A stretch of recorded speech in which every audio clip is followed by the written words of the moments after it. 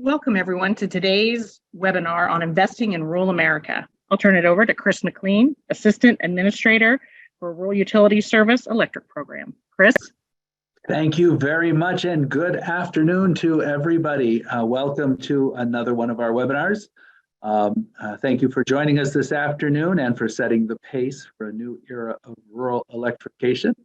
We're going to be talking about two very exciting provisions in the Inflation Reduction Act and the recently announced funding notice, providing you information about the Powering Affordable Clean Energy Program, or PACE, under Section 22.001 of the Inflation Reduction Act, and the Empowering Rural America, the New ERA, not to be confused with our neighbors DOE's IRA program. Ours is the New ERA under Section 22.004 of the Inflation Reduction Act.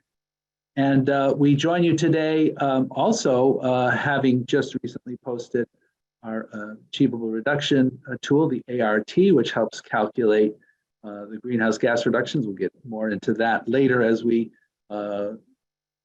just explain how the ART will be used to be able to rank projects in the New ERA program. And without further ado, I want to turn the floor over the podium to Claire Sawarski, my colleague and the Undersecretary's Senior Energy Counsel in the Rural Development Mission Area. So Claire, the floor is yours. Thank you very much. Great. Thank you so much, Chris. We are excited for you to be with us here today and to talk about these programs some more. So this is the second of four webinars that we're doing. We're running them all the same so that folks who can't join one can make sure to join the other. As noted, we are recording these as well, so you can come back to them. We'll post them on our website. You can come back to them and see how we've answered questions. If you missed something, you want to come back to it, you can do that as well. Again, we're just trying to make sure that everybody has the same information and that we are providing everyone with what you need to apply for these programs.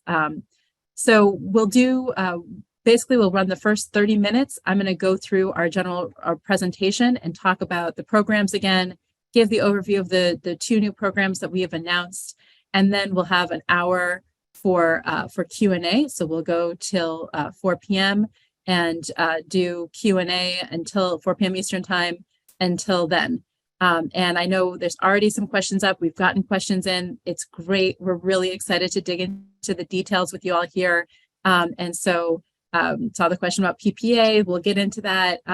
There's a lot of good stuff to talk about here, and we want to get to your questions. So we will move forward with the presentation here.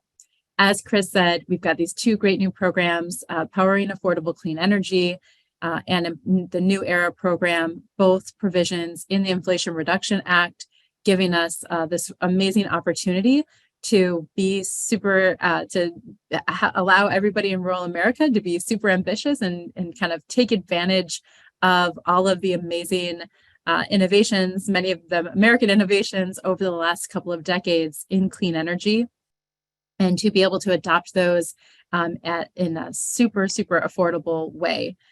So again, brand new programs. We've got new tools on the table through grants, loans, partially forgivable loans. We'll talk about them. And we're really excited about the opportunity for these programs to reduce costs for folks in rural America, to reduce pollution, to improve health outcomes. And this really is a once in a generation opportunity. So we're really excited to be in this moment with you all, and are excited to see how you end up coming to us with amazing proposals. So let's dig in and talk about what you might be able to bring to us through these programs. Next slide. So the first program we're going to talk about is PACE, Powering Affordable Clean Energy. And this program is really about standalone new clean energy projects. So we've gotten some questions, can we get a partially forgivable loan for an existing clean energy project? No, this is really about new clean energy projects as defined as solar, wind, hydropower, biomass, and geothermal, as well as energy storage. So it's exciting that we can now include energy storage in these projects. We've been able to do loans for these kinds of, for renewable energy projects in the past, but they didn't generally include energy storage and they weren't partially forgivable. So that's the other great innovation here that we've gotten through the Inflation Reduction Act, is that you can build your new clean energy project, and there's a requirement that it is for resale. We'll talk a little bit about that. But you can build your new clean energy project and then get a loan from us to do so. And then part of that loan can be forgiven. And again, the goal here really is to increase clean energy in rural America and make it significantly more affordable for consumers. In particular, you'll see as we walk through the different levels of forgiveness, in particular for distressed communities, disadvantaged communities, energy communities, tribal communities, and others, so that you can be using clean energy, reducing pollution in your communities, to heat your homes, run your businesses, etc. We will be running this program through a two-step process, and we'll actually have a two-step process for both programs. So this kind of letter of interest two-step process will be similar for both. In this case, you, as was with the other program, you will start by submitting a letter of interest. And we will be opening up an online portal June 30th for you to start submitting your letters of interest to us. And that will run through September 29th. And so you can submit a proposal anytime during that time period. And we will be doing a separate webinar in the next few weeks on letters of interest and what those are going to look like and what information you'll need. That information is also already outlined in the funding announcement. So you can see an outline of what we're going to request in terms of letter of interest. But the goal here really is for this to be an easy first step. So you've got your project, you've got, a plan in place. You tell us what that is. We make sure through your letter of interest, we make sure that you are eligible on all fronts. And then we will invite you to submit a full proposal. And you'll have 60 days to do that, or as otherwise agreed. The difference between one difference between this program and the New ERA program is that this program is going to be administered on a rolling basis. So the sooner you submit your application through the portal, as soon as you submit your letter of interest through the portal, the sooner we can potentially fund your project. And so we will be looking at applications on a rolling basis as they come in and inviting folks to apply. And I'll talk a little bit more about timeline on a separate slide, but we are hoping that we could maybe even make some award announcements in the September timeframe. So we want to move quickly here, but again, have that letter of interest be an easy first step and first entry point. Next slide, please. So who is eligible for this program? This is our broadly eligible program. So for-profit corporations, states and territories, municipalities, public power providers, cooperatives, tribes, Alaska Native corporations, etc. If you are building a significantly sized energy project for resale, i.e. you're not consuming it just for yourself and you are selling it to either your members or your off-takers, be they residential or industrial, as long as you've got, as long as you're selling it for resale, then you are eligible for this program. And I would note here, though, that the project must produce renewable energy for resale, like I said, and serve at least 50% rural customers. So we define rural customers or rural communities as communities that have 20,000 people or less.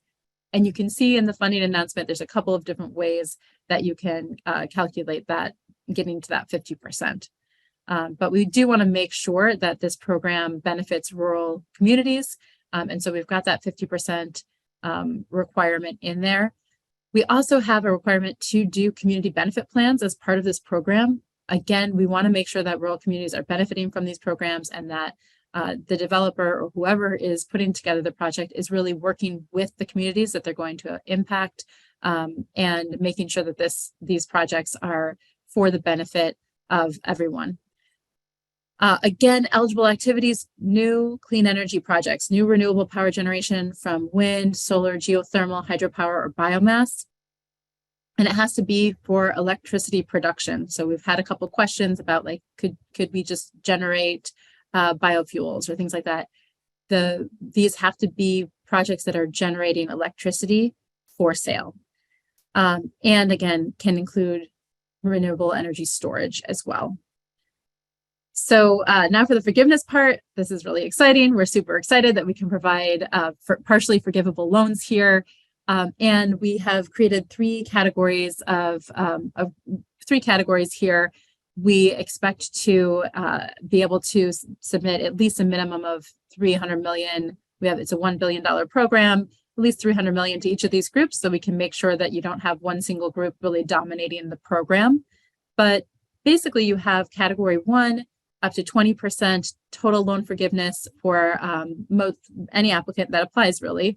And so if you are eligible as defined here and in the funding announcement, and if you're building a clean energy project that will benefit and serve at least 50% rural, then you are eligible for up to 20% total loan forgiveness. Category 2, up to 40% total loan forgiveness if 50% or more of the population served by the project is in the following areas. Energy communities, and that's defined by the Treasury Department. They have a definition that the IRS is using for energy communities. There's a link to that definition in the funding announcement. Or a distressed or disadvantaged community. And distressed community, we define at rural development here at USDA using the Distressed Community Index, the DCI. And so if you have a DCI score of 80 or above, you are considered distressed community. And then disadvantaged community, we use the Justice 40 definition that the White House has put together. And if you are basically for a Justice 40 community, then you are eligible here. And we have, so we'll have some mapping tools, and actually we'll do a webinar in early June just on PACE and just on mapping. And so you can kind of see how to make sure that you're figuring out your eligibility for different levels of loan forgiveness. Category 3 is 60% total, up to 60% total loan forgiveness if you if the project is located in Puerto Rico, U.S. Virgin Islands, Guam, one of our territories or compact states, or the proposed service area consists of 60% or more tribal of a tribal area, and that serves tribal members, or constitutes a substantially underserved trust area. We can talk about what that means. Or the project is owned by an Indian tribe or an Alaska Native corporation. So different levels of forgiveness here. Again, we want to make sure that we are hitting all these different, we're making sure that everybody gets to access this program. So we're looking to split those funds roughly between these three categories. And this is kind of the range that we are looking to provide in terms of loan forgiveness. The projects can be anywhere from 1 million to 100 million, inclusive of the loan forgiveness. Again, we have 1 billion in total budget authority for this program. Kinds of things that would be eligible for this would be, 100 megawatt solar plant, potentially with some battery storage, or again, with a loan up to $100 million, and then partial forgiveness depending on which category you fall into. Or a geothermal project that's serving, there's a couple of sites that you're serving an underserved community or things like that. So there's a lot of different possibilities here. And again, we've gotten some questions about, do we have to have a PPA in place to be eligible for this program? We can answer questions like that in the Q&A, but we've tried to be clear in the funding announcement that while we love PPAs, great to have a PPA, you can absolutely go that route. There are other ways that you can demonstrate financial feasibility as well. So there's some flexibility there. And then again, in terms of off-takers, as long as the project produces, and serves at least 50% rural customers, you can have industrial off-takers, you can have other kinds of off-takers. It's written pretty broadly so that folks can come to us with great projects. And they don't have to be, one size fits all cookie cutter approach here. Next slide, please. So timeline, again, we're getting started quickly. We've hopefully over the last few months, you've heard us say many times, get ready so that you can take advantage of these programs. We have published the funding announcement. We did that on May 16th. Now we're in the phase of hosting webinars, speaking at conferences, being available to you to answer questions. Right now on our website, there are these 4 webinars. Pretty soon, we'll be posting more information about additional webinars that we're going to be doing. Again, webinar on letter of interest, webinar on the emission reduction tool that we'll talk about for the next program, maybe a webinar on other federal resources and how to combine these things. One thing I would note, and I usually note on the previous slide, is that you can stack these, this incentive with other incentives, some other incentives within the federal government. Specifically, we expect folks to be taking advantage of the Treasury direct pay provisions for clean energy projects, and those tax provisions in the Inflation Reduction Act can provide up to 30%, in some cases up to 40% of the cost of your project. So hopefully this becomes a really, really attractive way to build clean energy in your communities, taking advantage of this partially forgivable loan, adding on that Inflation Reduction Act tax credit benefit for clean energy projects, and getting 50 to up to potentially 100% of your project costs paid for through these programs. We will, like I said, open up the date for submission for PACE letters of interest starting June 30th. So that's the date to be thinking about in your mind. June 30th, we can start accepting applications through an online portal, and then we'll be processing like I said, on a rolling basis. And so we'll begin reviewing those very beginning of July, start inviting folks that are eligible and have shown clear eligibility to then submit a full application, and hopefully moving forward with first announcements of awards starting in September and then going on through this next year. Like I said before, September 29th is the closing date for submission of PACE letters of interest. We only expect to do 1 round of funding for both of these programs. Of course, if there's funding left over, we can consider what to do, but you should consider this your shot at going after this funding. Next slide, please. Okay, now the new IRA program. So this is the program for our rural electric cooperatives. So eligibility here is limited to electric cooperatives that have been RUS, rural utility service, or REA borrowers in the past, cooperatives that serve predominantly rural areas, or wholly or jointly owned subsidiaries of those cooperatives. And this is $9.7 billion in budget authority for the long-term resiliency, reliability, and affordability of rural electric systems. We expect that it's the kind of baseline assumption that every proposal that comes to us is going to be taking these 3 factors into account, and that they will be proposing resilient and reliable systems that are affordable, and hopefully even more affordable through our assistance. And we'll be asking folks to be able to show that. And then the overall kind of goal for this program statutorily really is to achieve the greatest reductions in greenhouse gas emissions. And so this, unlike the PACE program, which will be done on a rolling basis and isn't a competitive program, you put your application in. If for PACE, you put your application in. If you meet all the eligibility requirements, we will move forward with you. And so this program is a little bit different in that it will be done competitively, and we'll be looking at achieving the greatest reductions in greenhouse gas emissions. And we've heard a lot of feedback for both of these programs that hopefully you see your feedback reflected in how we've designed these programs.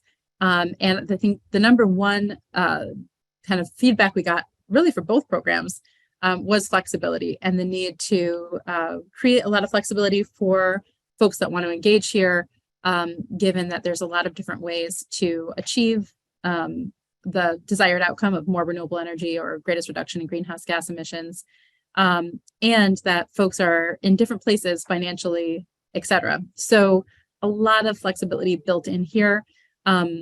permitted uses of funding and activity supported. In terms of activity supported, purchase of renewable energy, building your own renewable energy, zero emission systems, carbon capture and storage, the deployment of such systems, so the costs kind of associated with that, energy efficiency improvements related to generation and transmission. You'll see a kind of longer list in the actual funding announcement that includes, grid edge technologies and systems, mini grids, things like that, and any combination of the above. So this is where we really want folks to be ambitious. Maybe you've been planning already to put, add 100 megawatts of solar into your grid, or planning already to add some wind or some battery storage. Here is where we're really wanting you to think bigger, and all of these things are on the table. So being really ambitious, thinking about, how could we do more solar, or how could we do more storage, or how could we incorporate some geothermal, or whatever it may be. Again, really encouraging folks to be ambitious here and think about how you can achieve the greatest reductions in greenhouse gas emissions, and really just take advantage of this moment in time where you can, again, take advantage of all of the innovation that's happened over the last couple of decades in the energy sector and transform your energy system. In terms of permitted uses of funding, again, a lot of flexibility here for folks.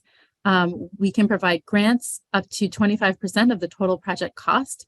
So if you submit to us a full proposal, everything incorporated in that proposal, you could apply for 25% of up to 25% of that for grant.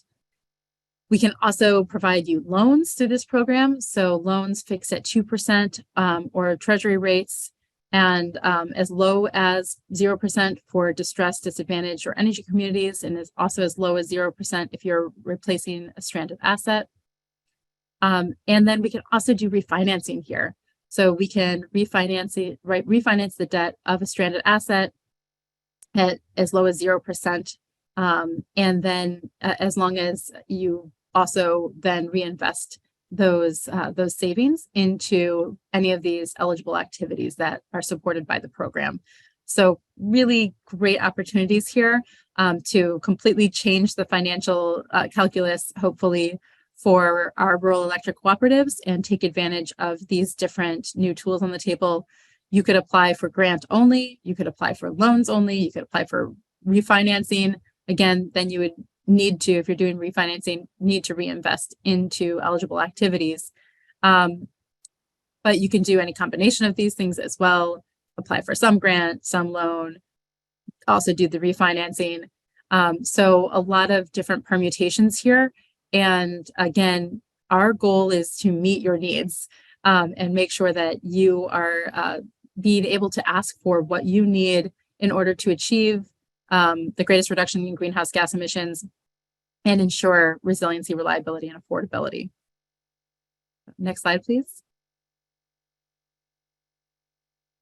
Again, eligible entities, electric cooperatives, eligible uses, as I mentioned, renewable energy, purchase of renewable energy, zero emission systems, carbon capture and storage, deploying systems, energy efficiency.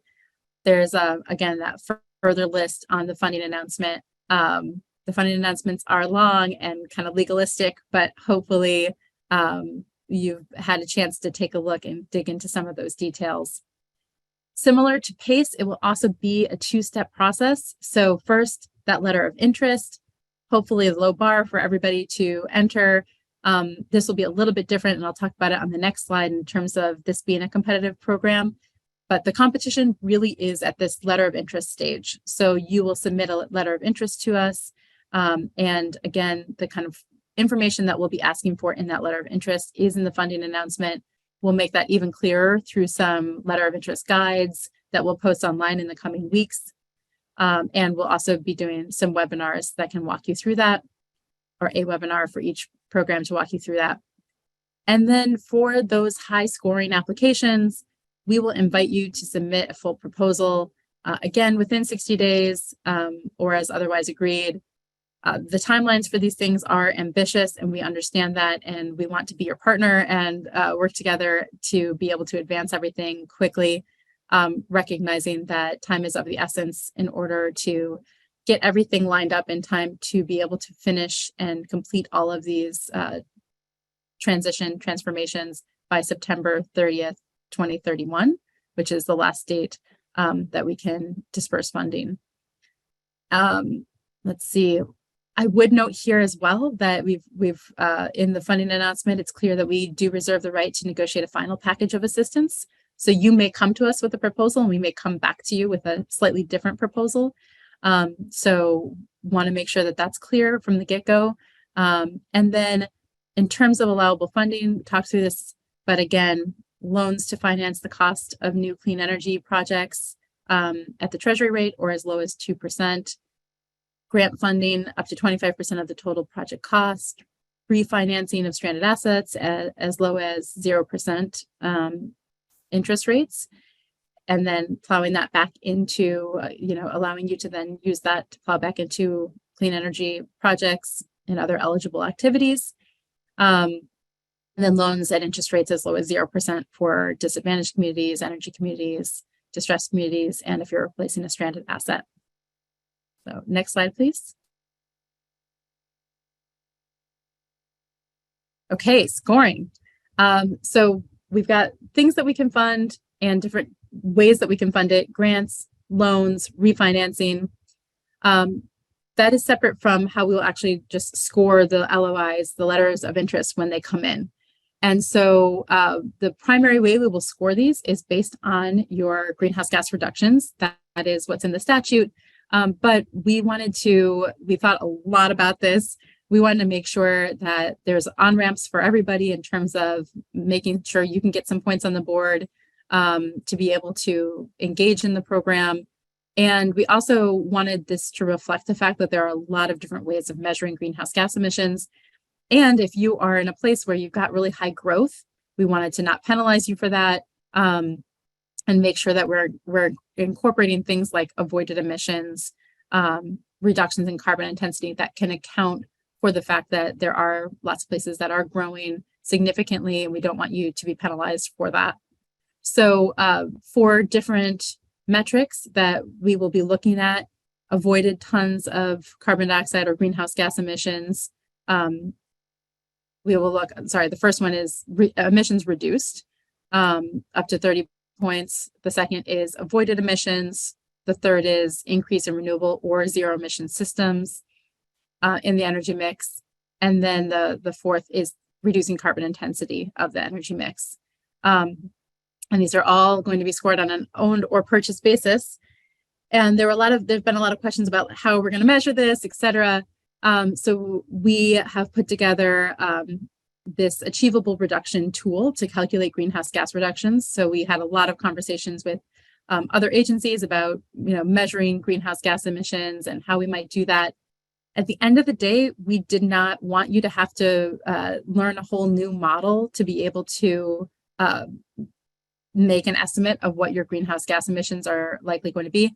We also really needed a way to make sure that we could compare proposals on an apples to apples basis, so that you didn't have one applicant using this methodology to calculate their greenhouse gas emissions and another applicant using a completely different methodology, and us trying to figure out how to compare those different methodologies. So we encourage you to use the achievable reduction tool in your application. It is meant to be a very straightforward, simple way to measure those four metrics that I just talked about. So what you'll do, and again, this is online now, in the webinar chat, you can go to that link and start playing with it. There's a template in there that you can play with, and then there's also some examples, some samples so you can see. But basically, you'll input your 2022 power generation mix, and then you will input where you want to go with this program, your 2031 new mix, and it will be able to generate those four different metrics, and you can see how we do that. And again, it's not meant to be, the most precise calculation of your greenhouse gas emissions. We expect it to be in the ballpark. But the goal really here is to have something simple that anybody can use to apply, and that really allows us to compare proposals on an apples to apples basis. So check that out. That's exciting. And then I did want to note that there are some other areas of discretion that we'll have in scoring proposals. We'll also be looking at things like consumer benefits for affordability, rates reduced. We'll look at the cost per unit of greenhouse gas reduction against the cost of the overall proposal. Geographic distribution, we want to make sure that there's great geographic distribution in this program, and thinking about efficient use of program funds. But the primary part of the scoring here will be on this kind of scoring matrix of maximum of 60 points with these 4 metrics. So next slide, please. Okay. Again, wanted to make sure there is kind of on-ramps for anybody who wants to participate in this program. Also wanted to make sure that it's a fair competition. So with those goals in mind, we'll be dividing applicants up. You don't have to do this on your own. When you apply, you'll tell us your total utility plant value, and we will sort you accordingly. But basically, we've got larger players, category 1, any entity with a total utility plant value of 500 million or more. And then we've got a middle category of folks that are between 200 and 500 million total utility plant value, and then folks that are less than 200 million. And we do expect funding to kind of be distributed across these groups. We are expecting for at least 60% of the funding to go to those largest entities because they're the ones that are going to need more money just by nature of being larger. And so at least 60% of the funding we are expecting will go to that category 1. But again, wanting to make space for smaller entities to engage here, up to 20% of funding can be used for each for both of those categories 2 and 3. We also heard an interest in the comment period about doing joint applications. So you can, both in PACE as well, you can consolidate your applications into one and submit a single letter of interest. We would expect that then as we move down the line, ultimately your financial commitments will become disaggregated unless you're willing to accept joint liability. But, that would be kind of how we would approach it, is that you could apply together, but we can still, if you so desire, disaggregate your financial commitments. And I would just note that, group letters of interest would compete in the category reflective of the combined total utility plant value of the application. So really this is about, if this is useful to you in terms of economies of scale or using your resources, sharing resources, things like that, consolidated applications are acceptable. Next slide, please. So the timeline for this program is a little bit different. The PACE portal application will open June 30th. For this program, the opening date for our portal is July 31st, and then you'll have until August 31st to submit your letter of interest in that portal. It will close then on August 31st. We will be very, very busy the month of September in scoring and ranking those letters of interest. Again, that is where that's the competitive stage here. And then October and beyond, we'll be coming back to folks and inviting you to submit full applications. And again, we'll be looking for those full applications to get back to us within 60 days or otherwise agreed. And here we're looking to, maybe make our first awards even in December. And so it is an accelerated timeline, but we are confident that we can work together, and we know that there are some resources out there to support folks in doing this, and want to make sure that we're moving quickly enough to put everything in place that you need to in that 2031 timeframe. So next slide, please. And then we will move to questions and answers, because I'm sure that's what a lot of you are here for. So we will continue doing these webinars. Like I said, we've got 2 more like this, May 31st and June 1st. Both of those will be done just like this one, where we will give a 30-minute overview and then we'll do Q&A. So if you want to come back for one of those to hear this again and or just participate in the Q&A, you are more than welcome. We'd love to have you back. And then we'll be adding new webinars to our website. Like I said, June 8th, we'll have one just focused on that, that ART tool, the Achievable Reduction tool, as we like to call it, the Art of the Possible tool. And so we'll do one June 8th on that. We will also have webinars that will go through letters of interest and what those, sample letters of interest. And there are a few other things that we'll include as well. So additional webinars, I think, have be announced in the future, and you can follow the link in the chat to the existing ones. And you can screenshot these URLs, these QR codes, and you can find out more information on our IRA website. Or if you go to the next slide, we've got a bunch of other options too in terms of QR codes to click on the upper left. That's our rural development IRA page. And that you can then scroll down from there to click onto some of these other sites or go directly to these other sites, the Rural Development Electric Program site. Please sign up with GovDelivery. I think that's a great way to make sure that you're getting news from us. We also have, one thing I did not mention is for the PACE program, those interest rates are at the municipal rate, and those are set by the agency on a quarterly basis. And so you can see what those lending rates, those municipal lending rates are on our website. So you can go and check that out and get a good sense of what PACE interest rates are likely to be. And then please register at sam.gov and do that as soon as possible. We can't, we need you to be registered there before you can apply for either of these programs. And June 30th for PACE is not that far off. So please register at sam.gov if you haven't already. And then there are a few things that we'll be sharing ultimately probably as technical corrections. And so I would just note that, one of the things that came up is having a level 2 e-authorization. So we will need folks who are applying for these programs to have that level 2 e-authorization. And so we'll be adding that into the funding announcement and doing a technical addition there, just so folks understand that in addition to sam.gov, you'll have to have that in order to apply, and can talk more about that as well. But the other thing I would just note is that we do have our general field representatives. Part of that technical additions that we'll probably add to the funding announcement is that you can reach out to them for some technical assistance. Right now, we're in the phase where we've just released these, and so we need to make sure that we're providing kind of centralized information and providing everyone the same information. And so most of that is should be funneled to us at this stage. But our general field representatives are awesome. For those who have worked with them in the past, they're, as you know, really great, a lot of technical expertise and can be helpful through the process.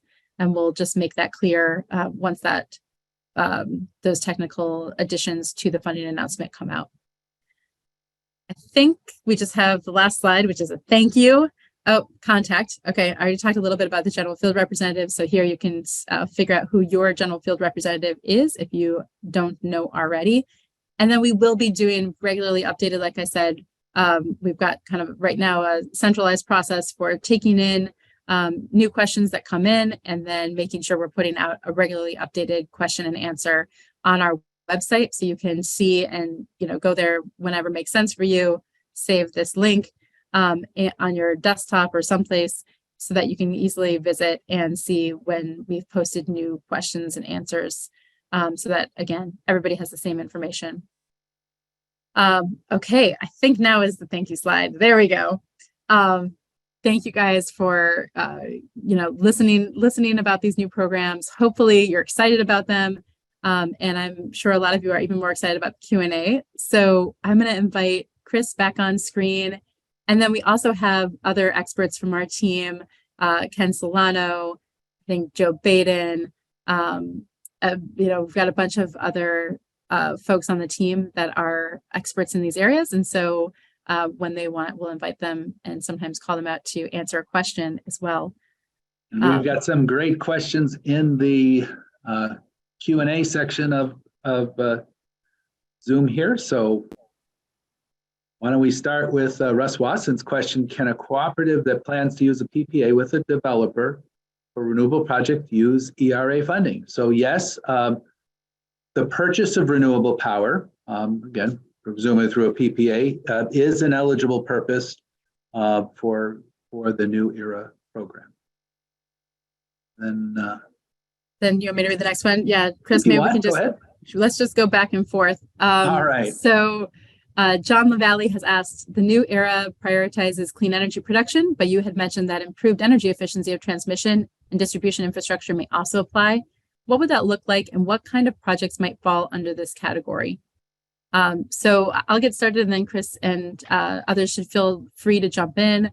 But I think that, the goal here is really to enable the uptake of renewable energy and clean energy, and make that as efficient for your system as possible. So there are a variety of different transmission. In particular, we're looking at transmission energy efficiency upgrades that would allow you to have greater throughput, that might address some of your some choke points in your system. So I think there are a number of different things that we would be open to seeing in that kind of in an application, as long as it's really clear that you're increasing the energy efficiency of transmission and helping enable the operation of the system to take on more clean energy. Yeah, and I think a couple fine points is, for the generation side of energy efficiency, it does have to be a clean energy source. So we will not be using this money for fossil for sources of energy efficiency. And then energy efficiency in the transmission grid, again, you're more throughput, less line loss, and we'd be able to have to demonstrate, and in both cases, you have to be able to demonstrate too that this does produce a greenhouse gas reduction. And I think the calculator, the ART, will help identify that. All right. Zachary asks, how are you calculating the 50% of rural community threshold if you sell to a bulk electric system like the New York ISO wholesale market? So let me try this real quickly. The RUS would, if this, we will have to do a little research on the New York ISO situation, but in general, I will say that RUS would not finance merchant power where you're just selling power into the grid. One of the reasons that we use PPAs in so many of our projects is that, one, it helps us identify who are the eligible beneficiaries of the program, and two, it provides the financial underpinning of our underwriting process. So, I will have to do a little bit of work on figuring out exactly what the system is in New York to see if it's different than that. But we do have to identify in both of these programs the rural and non-rural split. Yeah, and this is a great question because it does, and we have a Q&A kind of teed up for this one, but it does get to that question. I think a lot of folks have asked, what is merchant power? What would we consider merchant power? And the funding announcement is clear that merchant power production is not eligible here. And that really is generally, merchant power selling into a wholesale market, not knowing who your off-taker is. And so we need to be able to, like Chris said, know who the off-takers are, and be able to determine that 50% rural requirement, as well as a lot of the other levels of forgivability. So Laura Singer asked, curious about a project that for the most part does not serve rural customers, but looking at upsizing in order to provide power to surrounding rural communities. Is it possible to carve out the increment of a project cost that meets the criteria and apply for loans for that portion of the funding? I think the answer would be yes, that certainly would be eligible. If you meet that rural test in either one of the programs, if they apply to you, yes, increasing an existing facility to serve a rural area. And the location of the source of power generation doesn't have to be rural, it just has to serve a rural, an appropriate number of rural consumers. So in theory, that could be an eligible purpose of the fund. But again, you have to show that you are creating new renewable energy, new electric production, renewable energy electric production. So yes, could be an increase of the system, but does have to be additional, very clear additional electric production. Right. So the increase in the system gets you more electricity, and it's adding. Good. Let's see. The next one from Cheryl comes: Can loan amounts for PACE include the purchase of land for renewable energy systems? So this may be one that we want to come back on a Q&A from, and I should have said that at the beginning. For some of these, we want to make sure that we get it right. I think we do have some of our lawyers on the line as well, so our lawyers should always feel free to jump in. But I think that this will probably be one that we'll come back to on a Q&A. Bo Green asks, is there a formal definition of stranded asset? Chris, you want to take this one? I will take that one. We did not publish a formal definition of stranded asset because it's kind of in the utilities world, pretty well understood. I will give more a kind of a general feel of what a stranded asset is. If you have an asset that has been financed, that is prematurely retired and has useful life and debt associated with that asset, that's typically a stranded asset. In other words, you're paying for an asset that you no longer are able to generate revenues for. And so that's the type of stranded asset that might be eligible for the refinancing option that we have in New ERA. Or if, let's say, you were to deploy a new renewable resource, and that then creates a stranded asset of the non-renewable source that you are replacing, then the created stranded asset itself may also be eligible for refinancing in our New ERA proposal. Great. Right. Let's see. Margaret asks, what is the applicant match percentage for the PACE program? Very good question.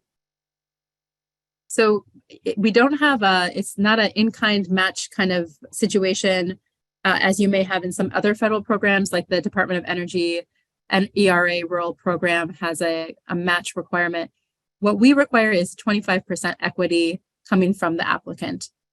So it's again, not a match so much as we have to be able to see that you are putting in 25% of that, 25% of the equity in the project. And you'll see in the funding announcement, there's maybe some flexibility to consider where that equity is coming from and things like that in light of direct pay and everything. But that is our basic requirement. Chris, you want to add to that? And that would be for project financing. Now, if you are a system finance borrower, in other words, the RUS has or will get a lien on all of the assets of the system. We get our security from the equity and the revenues of that system, and all after acquired or have a shared first position, and there's adequate feasibility. For a system financed entity, we may actually be able to finance 100% of that particular project. But in general, for project financing, and if you're a developer, if you're going to be developing a project to sell to, let's say, to a cooperative or a rural utility, or a utility serving a rural area, then you're likely going to be in the project finance category, and that 25% minimum equity requirement would apply. And then Hillel Halberstam asked if an eligible entity has a PPA with a non-eligible entity to purchase renewable energy from a solar project to be built and owned and operated by the non-eligible entity, can the eligible entity apply to the New ERA program for funding to fund the cost of the project to be built by the non-eligible entity? So I feel like it's a little bit of a tongue twister in reading that, but I think the basic question is, can somebody who can apply for New ERA create a PPA? Meaning a co-op. Yes, so meaning a co-op, create a PPA with a third party that is not eligible for the program. And the answer is for renewable energy purchase, yes. Chris, anything you want to add there? I agree. For renewable, exactly. So yes, the co-op is the one that is eligible, but the co-op among the eligible purposes of new era funding is to purchase renewable energy. So if the co-op is buying power under a PPA from a non-co-op, that the co-op's participation in that PPA, that could be eligible. Mhm. All right. So is the next question from Tisha Bracken is grant 25% funding up to the entire system proposal or discrete projects within the system application? So the answer here is for the whole proposal that you put forward. So you could propose up to 25% of the cost of that full proposal that you put forward, not just, one discrete project here, but the full proposal up to 25% you could request a grant for. Right, exactly. And the one limitation, of course, is in new era, nobody can get more than 10% of the total amount, which would be $970 million of budget authority. That would be a very, very big project if someone did max out with the 25% grant funding on that project. Yeah, but if you had, total everything together, everything that you're proposing together is worth, for simplicity's sake, $100 million, you could apply and request for up to $25 million in grant assistance. Okay, so Jay Jolly Hayden has asked, let's discuss reliability. Concerned that this program is pushing thermal off the grid, and will weaken the system. Renewables do not provide inertia. Another area you touched on is transmission. The amount of transmission needed to do all of this is significant, and we can't get it built in a timely manner. Your score system is about emissions. You need to balance it with reliability. So I think that a couple of things here, and then Chris, you should jump in as well. But we absolutely assume reliability is the baseline. Nobody should come to us, GNT or cooperative. We can't imagine that you would come to us with a project that wouldn't provide reliable energy for your customers. And that is absolutely a tenet of this program and is critical to moving forward. So that's absolutely the case. And the clear kind of directive for this provision in the Inflation Reduction Act, as determined by Congress and put in the Inflation Reduction Act, is to achieve the greatest reductions in greenhouse gas emissions. So it's marrying those things together: reliability, affordability, resiliency, with greenhouse gas reductions. And we really see that reliability as the baseline here. And everything has to be eligible, financially and technically feasible, as well as securable. So we're not in the business of financing anything that's unreliable. We're not in the business of financing anything that is unresilient. We're certainly not in the business of financing things that are unaffordable. And this is a voluntary program. Folks get to be able to pick their pathway and enter the competition or the queue as they see best fit. But this is an extraordinary opportunity to be able to secure for your consumers very affordable and clean power. But again, as Chris said too, fully voluntary as well.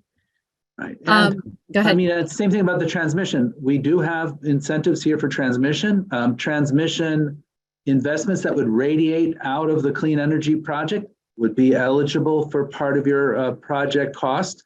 So, and as we evaluate the technical feasibility, we're going to look, is there a way to move this power from one place to another so that it reaches its intended beneficiaries?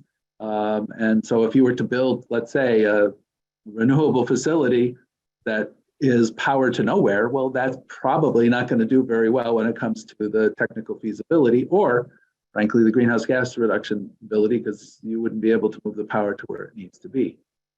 All right, well, Ferris asks us a question here: would cooperatives that do not generate electricity and have power purchase agreements with their GNTs be able to participate in both programs? So this is really going to depend on your arrangement with your GNT.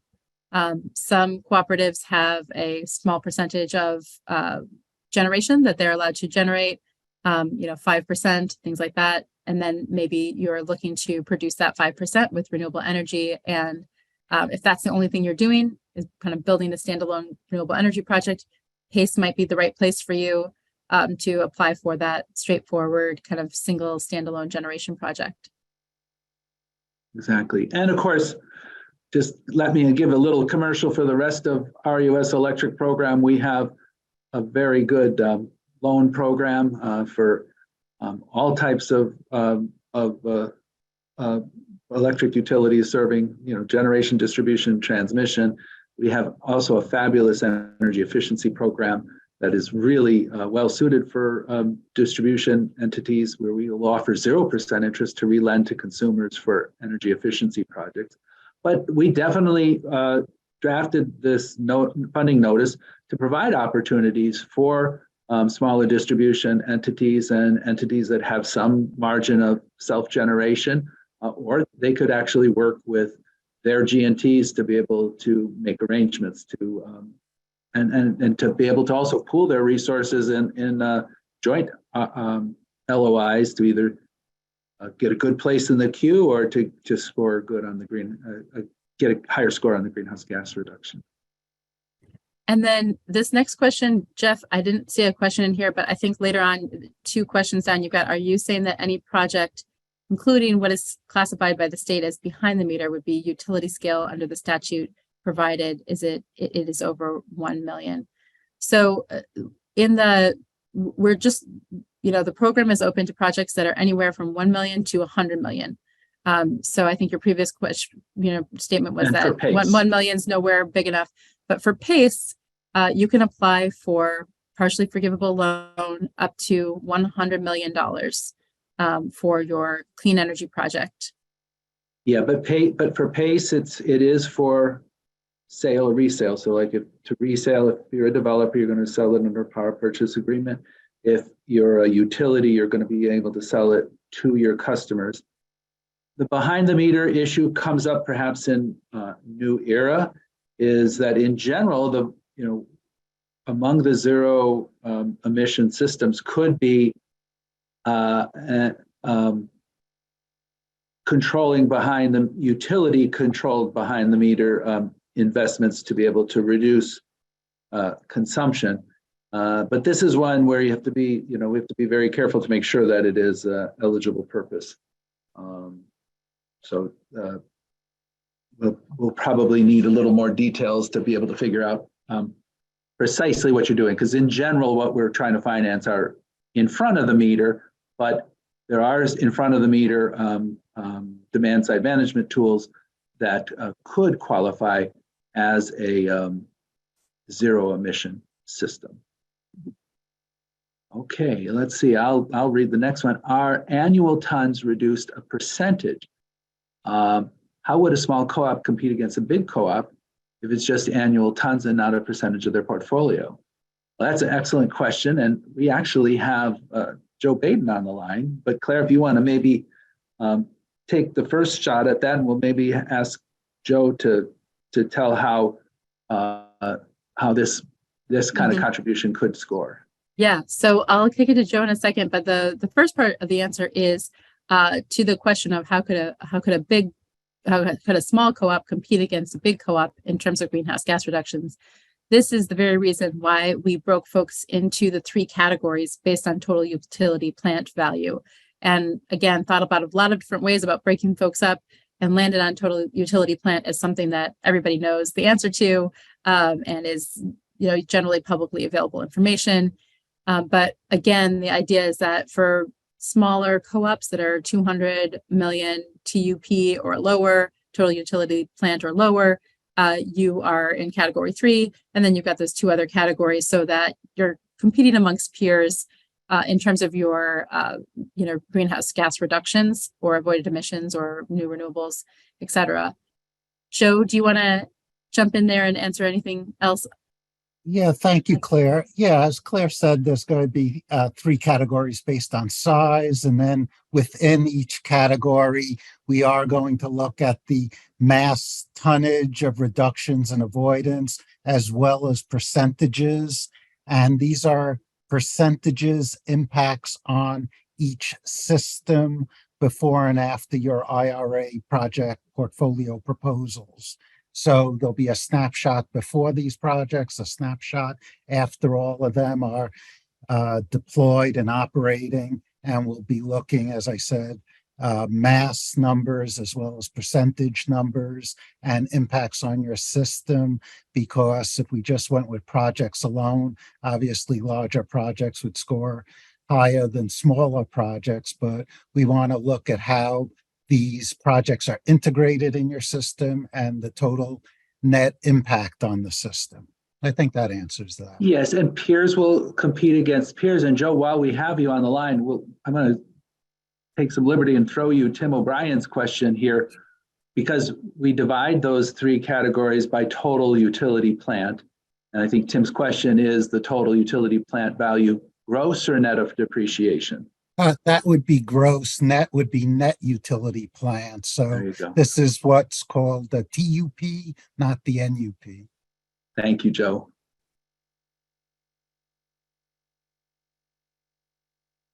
There we go. Rob Steyer asks, is there a definition for biomass?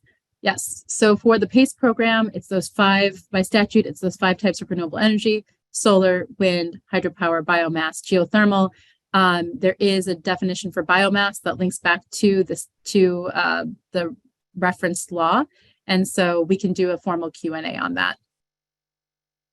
All right. Would distributed clean energy system be allowed under new ERA? Community scale solar and or member owned sited solar PV? That's from Matt Flaherty. Yes, I think the answer is yes. So it would be distributed clean energy system would be eligible under both programs, and PACE or New ERA.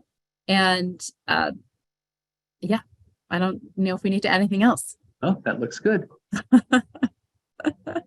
Okay, Gilbert has asked, are solar PPAs eligible? The distribution cooperative being the off-taker of the solar generation?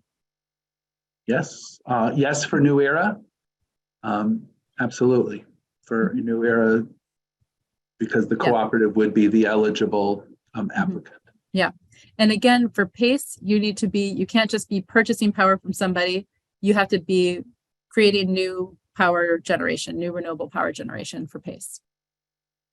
And I think we just answered Hillel's question about the non-eligible PPA. So we can go to Heather's question next. Can you discuss the importance of shovel-ready projects versus conceptual projects in the LOI and final application stage? A very good question, Heather. Thank you. Chris, do you want to go for it? I'll take that, sure. Yeah. So the shovel-ready projects, that harkens back to the American Recovery Act. But, you know, for us, the statute says that these projects have to be basically fully complete. All the funds have to be dispersed by the end of fiscal year 2031. So that is our main boundary here. So whatever you propose, whether it is something that you're well on the way of planning, or whether it's something that you would do because of these incentives, because we're not just looking for those things that were going to happen anyway. We want you to be inspired and excited and go big and come up with some really great plans that are accomplishable, that are financially feasible, technically feasible, and executable within the time frame we have to run this program. So your progress, your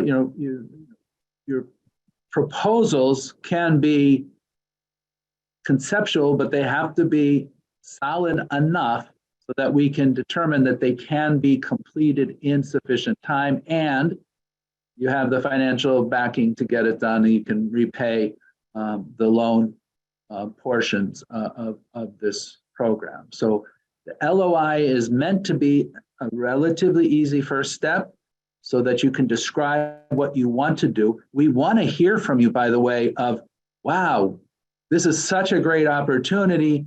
We weren't going to do this until 10 years from now, but now we're going to do it today because you're putting this great program on the table. We love to hear those kind of stories and how this program might be motivating you to do something that you either might not have thought about doing or might have done several years into the future. So, Now, we don't want things that are just fantasy, right? We don't want things that are like experimental. Still has to be proven technology, still has to be financially feasible, still has to be eligible and securable. And that's a great answer, Chris. And yeah, again, weren't super specific about where in the project pipeline the project has to be, because again, we want to see those proposals that have been inspired by these opportunities as well. Right.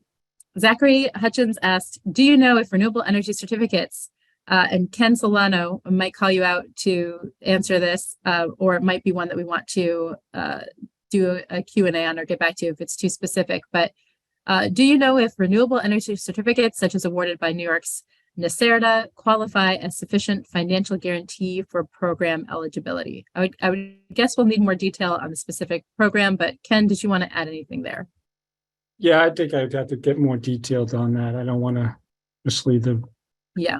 Yeah, we certainly want to know about that, and we want to know, we'll have to do a little more research. And let's not forget Tiffany's good question here too. Tiffany Wang asked. Oh, sorry.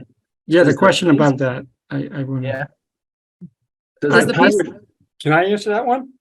Go for it. Yeah, Yeah, you want to well, read it and yeah. then answer, but Yeah. make sure to read it first so Yeah. folks know what we're Yeah, talking well, about. Right. The idea is, yeah, we can finance an energy storage system by itself, as long as we know that it is supporting some kind of renewable energy system that you also have previously provided or has already been in existing. So I Yeah. would say we would do that. I don't want to not finance any energy storage. I think it's very important to it. And as long as you can show that it does support any renewable energy system, whether it's an existing one or included with the storage system, we would finance it. Does that make sense? Excellent. Thank you, Ken. Gabrielle asks, is there a minimum award amount for New Era or a recommended request? There isn't, but again, I think that it is a competitive program. So the main thing to think about there is, are you being as ambitious as possible in order to make yourself competitive? And and if you're a small provider and maybe have a small amount of greenhouse gas reductions or greenhouse gas avoidance to contribute, maybe partner up with some others so that you can get a good LOI together that might get you in the money in terms of scoring.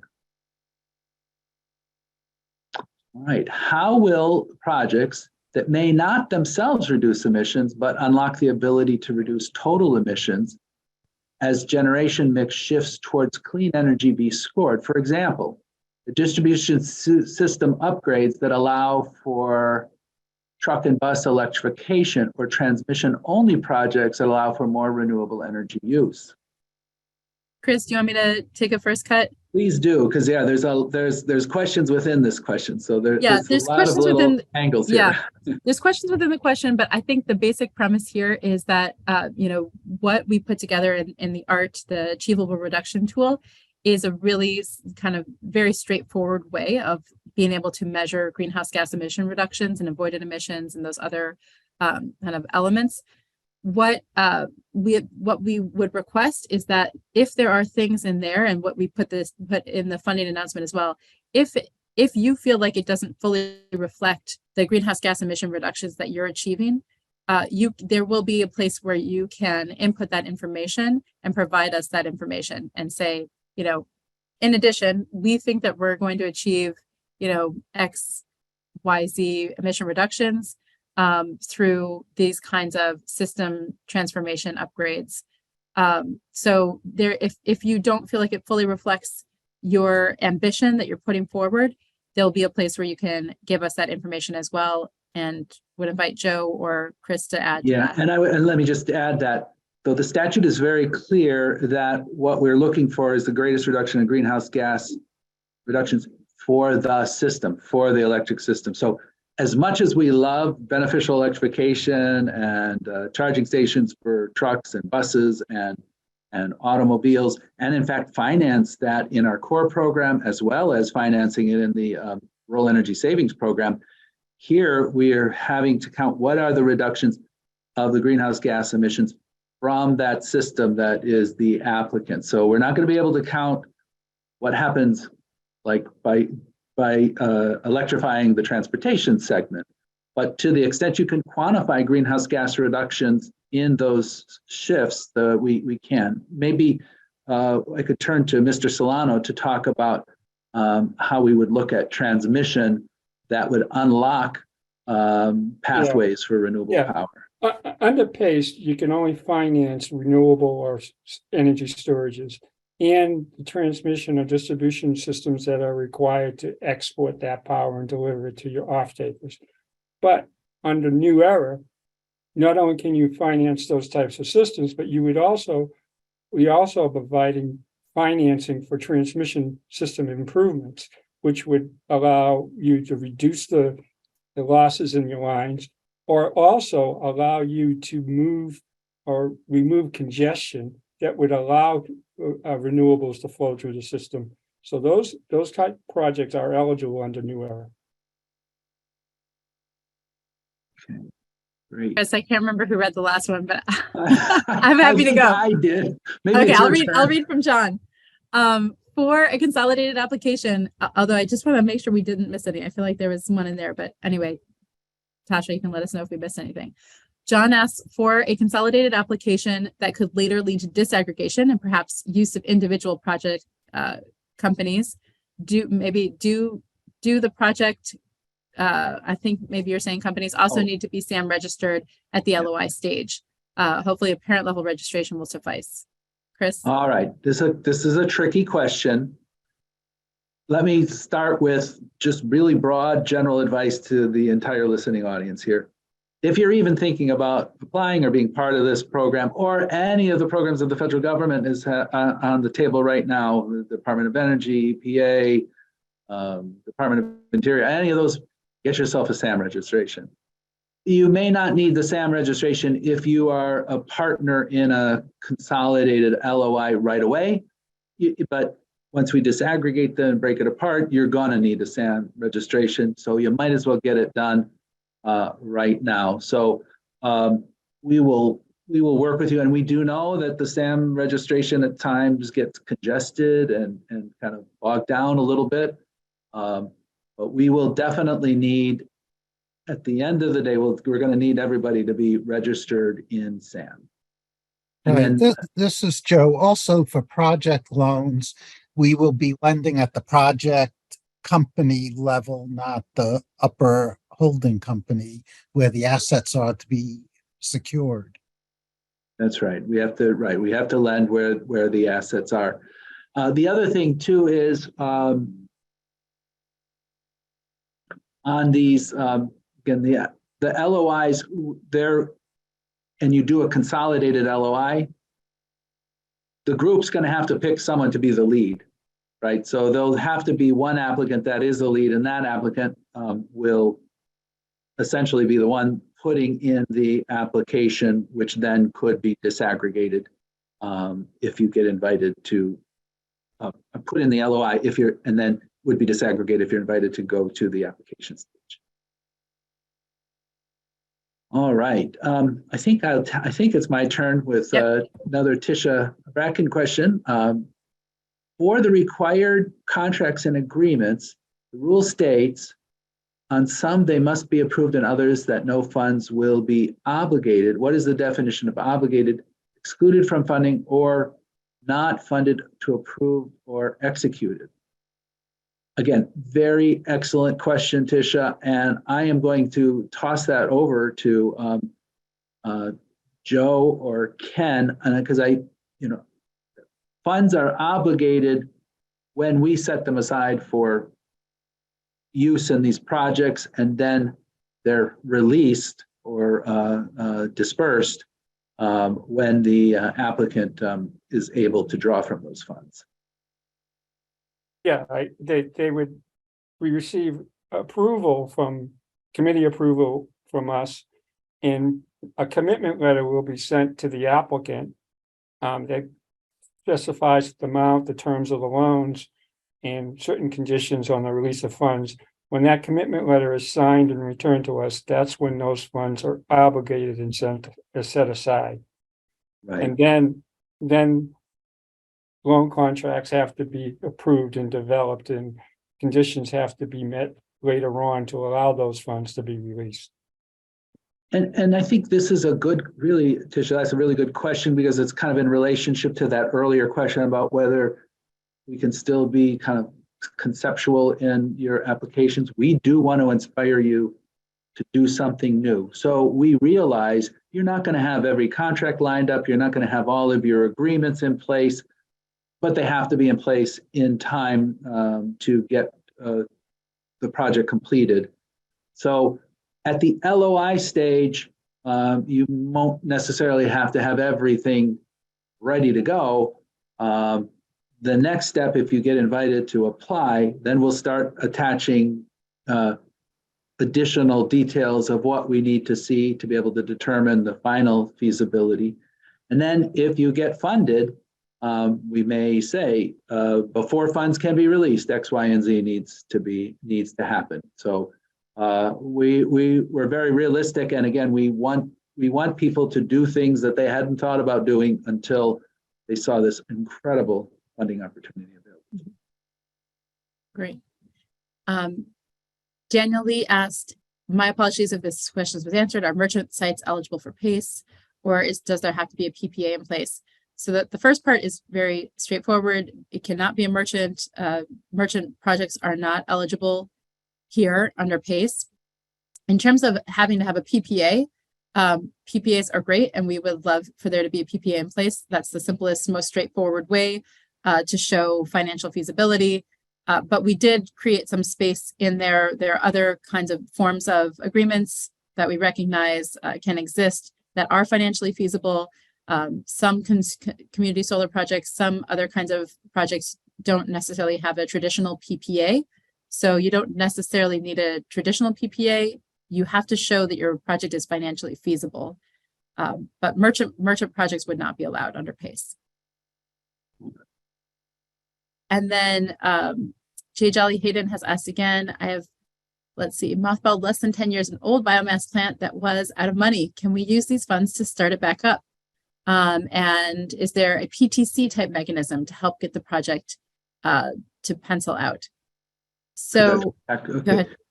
Yeah, so I'm not going to opine on the production tax credit. I assume that's what PTC is meant to stand for, because that's the domain of the Department of Treasury. We'll let them issue their rules, which are coming shortly, we think, this summer.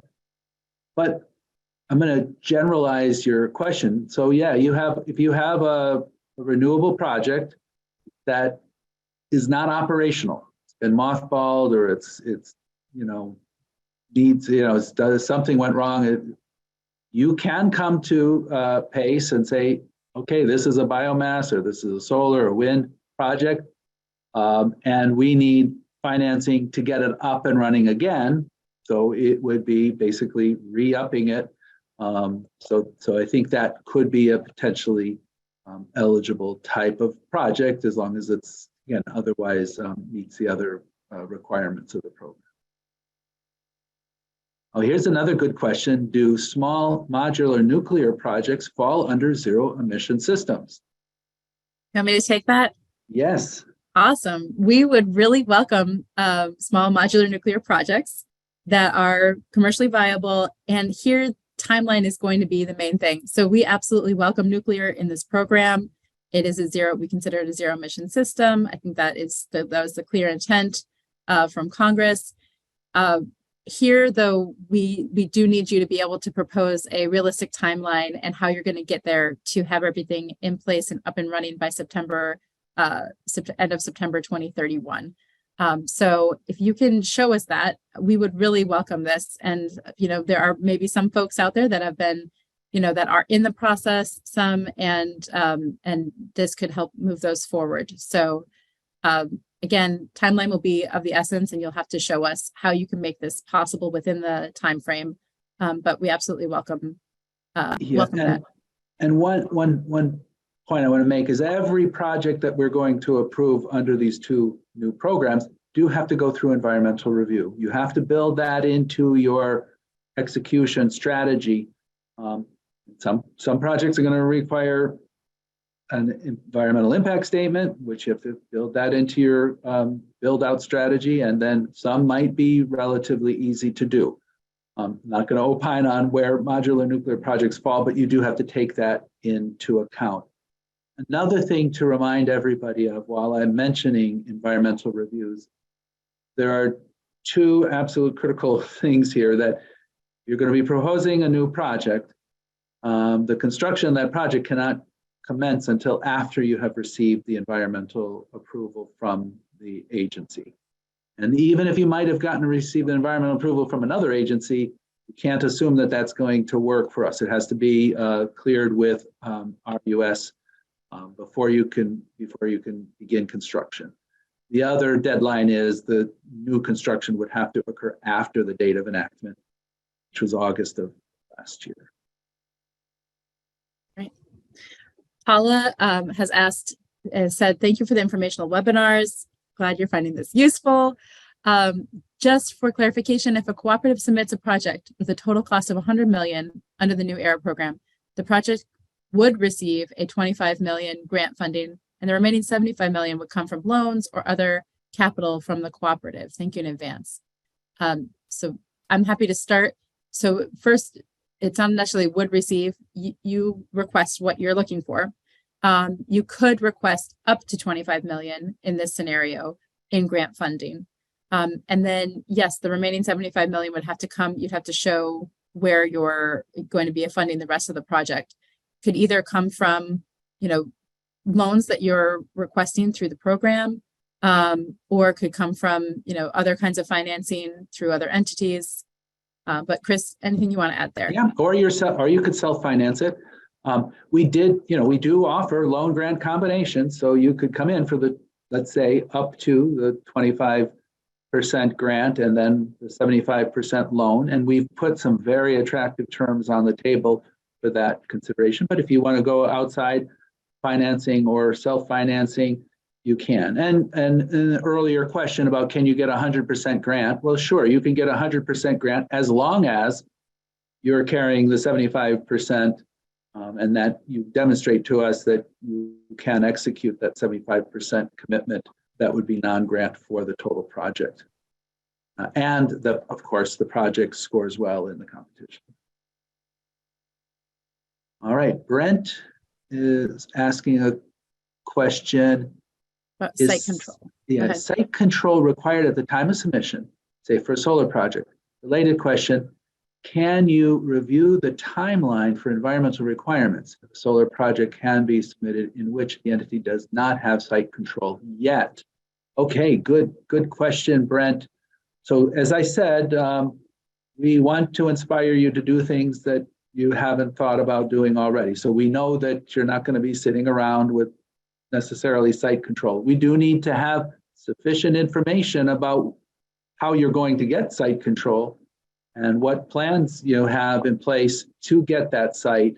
And we have to eventually be able to know where the site is to do the environmental review. So, but at the point of the LOI, you don't have to have 100% site control. I do know of situations where folks have a site control permit, or they're seeking permission to gain control of a site.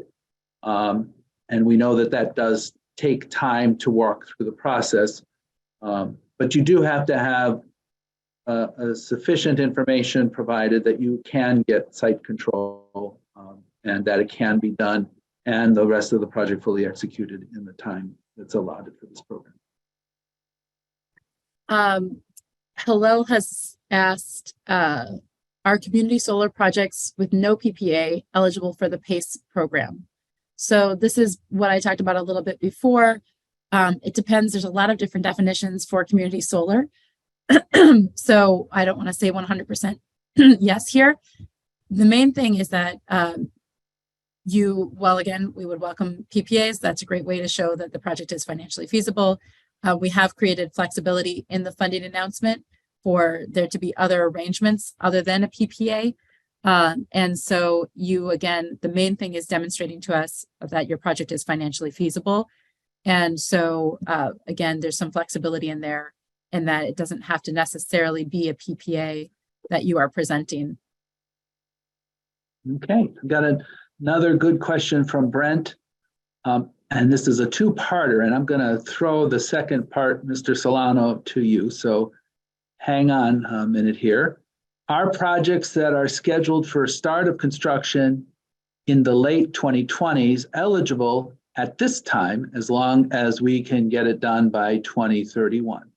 So on that question alone, yeah, I mean, it's cutting it close. You know, you got to make sure, because there'll be no bonus on the end. There'll be, if you don't execute within that time frame, that's one of the non-negotiables, because that's in the statute. We really don't have much discretion to say, oh, you missed 2031, we can do it in 2030, fiscal year 2032. That's not going to work. So be careful if you in your planning horizon. Now, the second question I'm going to ask Mr. Solano, who is our chief engineer, the top engineer in the agency. At what point must the final engineering design be submitted? Yeah, let me take that. Okay.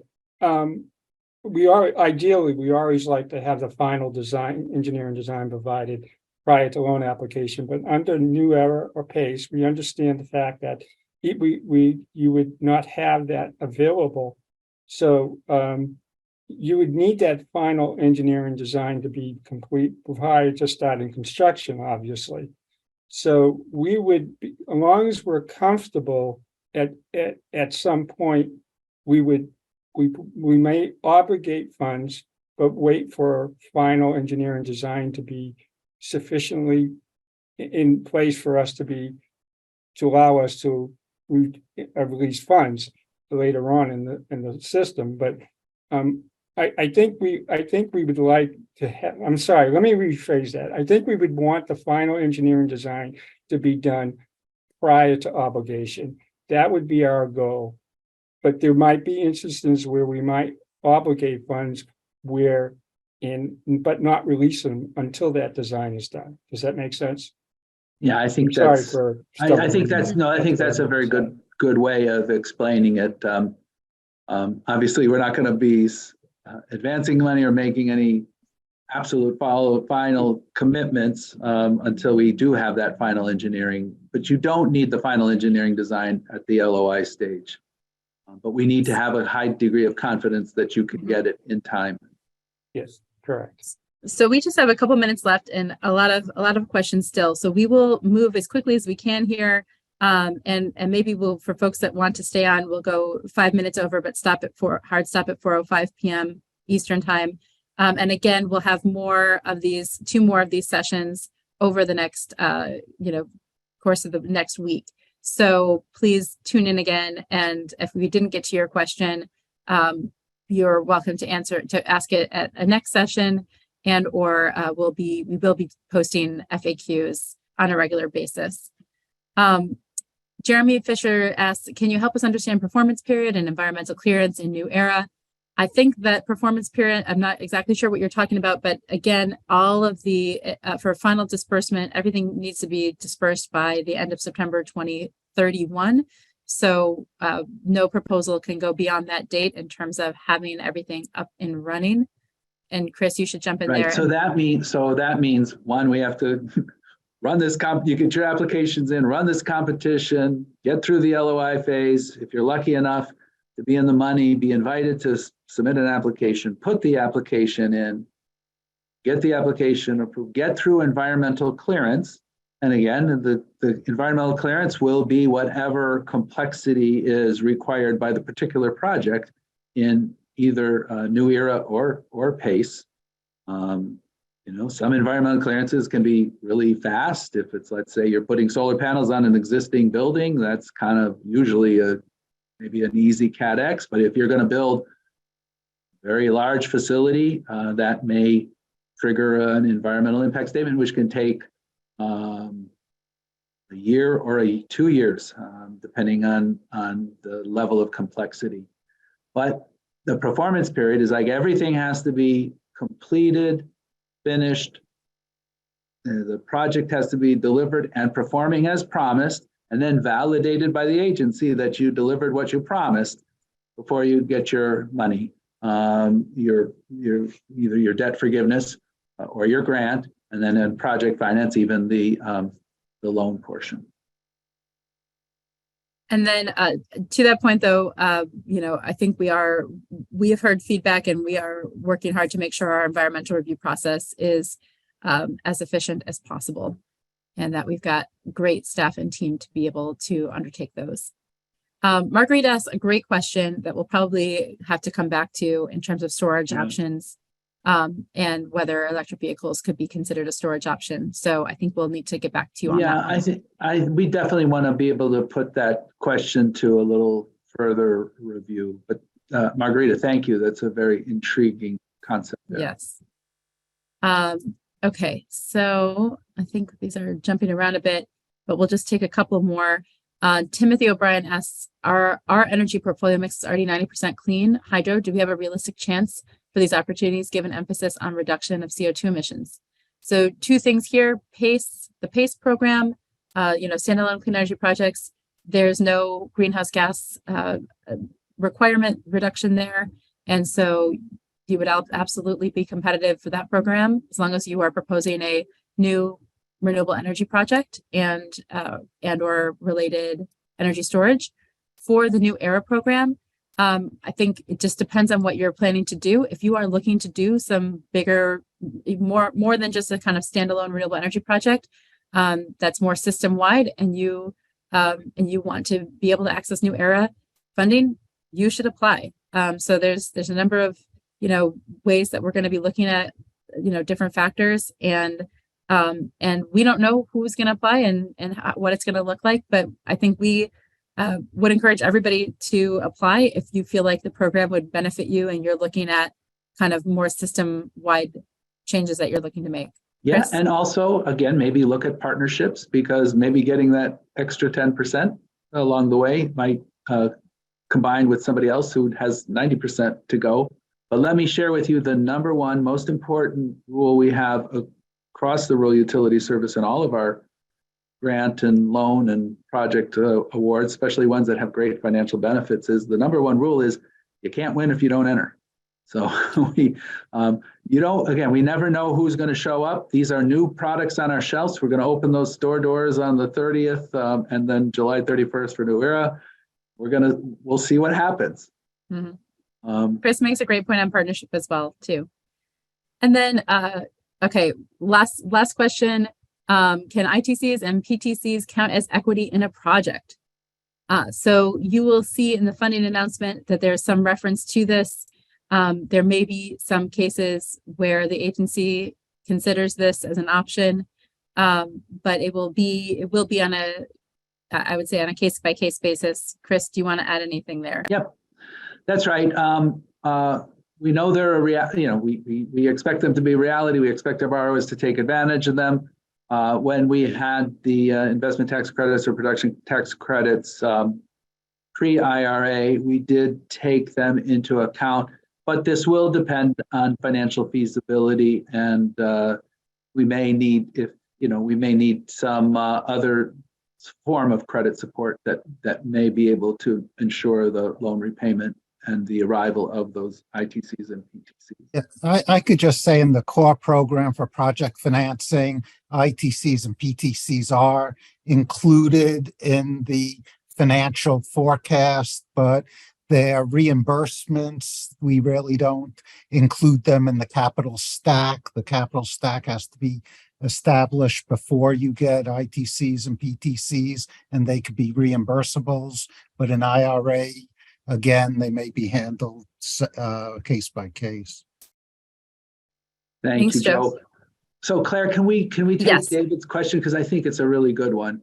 He asked if a deposit payment made prior to award would be eligible as long as groundbreaking doesn't occur prior to the award.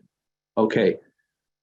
The key here is, this is a really good question, because there are certain things you do in planning a project that don't count towards construction.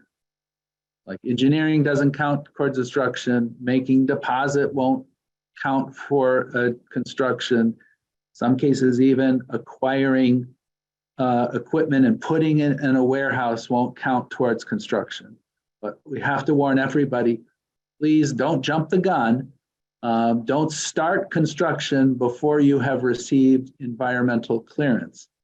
And for those of you who are not familiar with the RUS program, it's not unusual for our borrowers to come to us first for the environmental review and get the environmental review cleared before they even come in-house for underwriting of the loans. So, based on your question, if you've taken some pre-construction actions,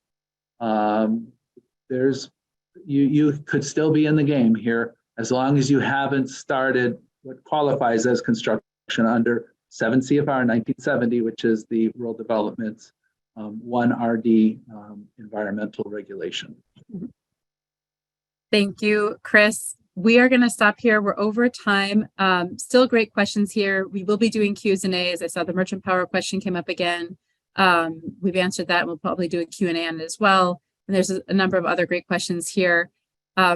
Thank you, everyone, for your time. We are super excited to be partners with you in these programs and are really excited to, again, continue to answer your questions so that you can put your best foot forward here and put some really exciting and ambitious proposals on the table. Thank you for your time. Please join us again if you would like and want to ask more questions. Please be on the lookout for the additional webinars that we'll be adding. Just thank you again. And thank you to our team who has worked really hard on all of this and continues to work really hard on this to make these programs successful for you all.